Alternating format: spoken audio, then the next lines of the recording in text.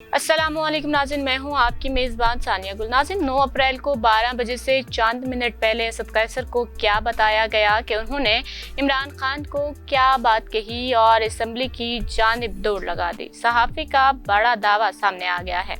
नाज़रीन, आपको बताएं कि इमरान खान को पार्लियामेंट से अदम एतमाद के जरिए ओहदे से फारिग किया गया और अदालती अहकामात पर उस वक्त स्पीकर असद कैसर ने वोटिंग के दिन कई बार अदालती अहकामात पर अमल दरामद कराने की ऐवान को यकीन दहानी कराई थी, लेकिन आखिर में ओहदे से सुबुकदोश होकर ऐवान panel of chair Ayaz Sadiq के सुपुर्द कर गए। असद कैसर को जब आर्टिकल 6 के बारे में बताया गया तो उन्होंने दरअसल इमरान खान से क्या कहा था, इस बारे में सीनियर सहाफ़ी ने बड़ा दावा कर दिया है। खुशनूद अली खान ने अपने कॉलम में लिखा है कि सब कुछ हाई अलर्ट पर था। कौमी असम्बली का इजलास मुलतवी होने जा रहा था।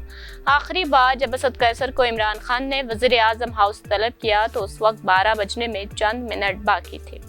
असद कैसर को वहां बताया गया कि कैदी को ले जाने वाली गाड़ियां कौमी असम्बली बिल्डिंग के आसपास पहुंच गई।